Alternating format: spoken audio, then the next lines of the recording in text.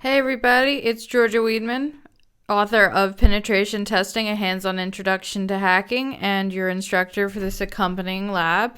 So this time we're going to take a look at something a little different. We've been looking at finding, exploitable vulnerabilities. This time we're going to more look at, trying to find,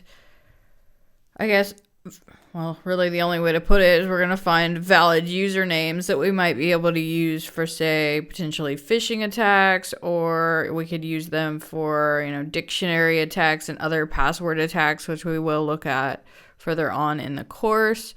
But for now, we just want to see, ways that we might be able to find out whether a valid user exists or not on a system.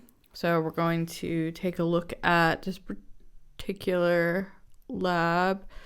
So, grab your lab manual and whatnot as usual. And our flag for this one is, does the user Georgia exist? Yes or no? I mean, you can probably guess, right? But, you're only hurting yourself if you don't do the exercise. So, all right, let's get to know our system.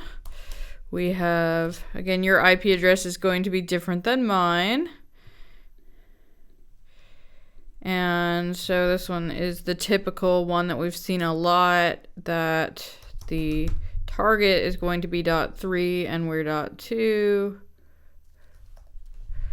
I'll just do version, scan, see what we've got, because why not? And it looks like we've got postfix SMPD on port 25, the typical port for simple mail transfer protocol. And so what we want to do is see if users are valid or not for that SMTP server. So we can use netcat to connect to it. So we can do netcat.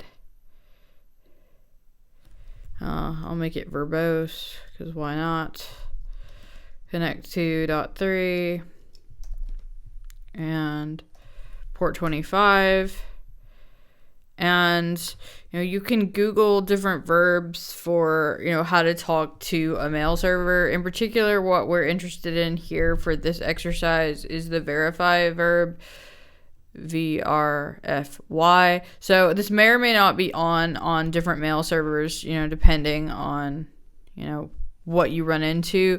These sorts of things, it is kind of a security vulnerability because you really shouldn't be able to tell. Like if you're doing a web server, for instance, it's like one of the first things you check, or at least I check, when I'm doing, my basic test of a web application is to go to the reset password feature and see if it will let me know whether a username is valid or not. Like if it says like username not found, what it should do, in a secure setup is say, the same thing, like we sent you an email or whatever, regardless of whether the username is valid or not.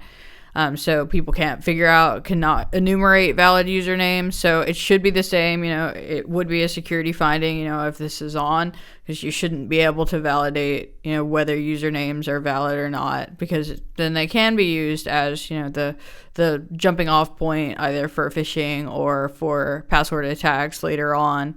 So, this should be off, but you may find things like this. This is just, how you would do this for a simple mail transfer protocol. There are, other pieces of software that have ways of verifying whether users are valid or not. This is just, an example. We're doing a lot of examples in this course, but, the idea being that you want to take what you learn from this and apply it to, a wider variety of protocols that you'll run into. Because you're not only going to run into the stuff we look at in this course, you'll run into all different sorts of stuff that hasn't even been created yet, that, 5 years from now, somebody creates an IoT thing that has the same sort of idea going on, and you'll be able to use what you learned here. So anyway, that tangent aside, VRFI, let's say, how about user Vivek? That sounds reasonable, right?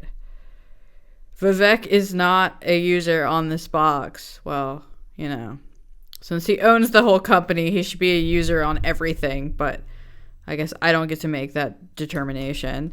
But no doubt I get to be the person who is attacked in this lab. It looks like Vivek was not on there, but Georgia is. It looks like 252. Wow. I mean, we could look up that code, but my guess would be since it rejected Vivek, but it gave something that looks pretty valid to Georgia, then my guess would be that Georgia is in fact there.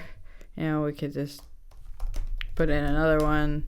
Again, John's rejected, so it looks like Georgia is there. Again, this is just an example. Definitely you'll run into other protocols that have ways that you can verify whether a user is valid or not, and that's definitely always a security finding, because yes, you can't just exploit it just because it has the username. I mean, that is, again, very useful for phishing, very useful for password attacks or any sorts of login attacks that you might do later on in your pen test. So definitely always worth figuring out if there are any ways to see whether users are valid or not. So that's all for this time, and I'll see you next time.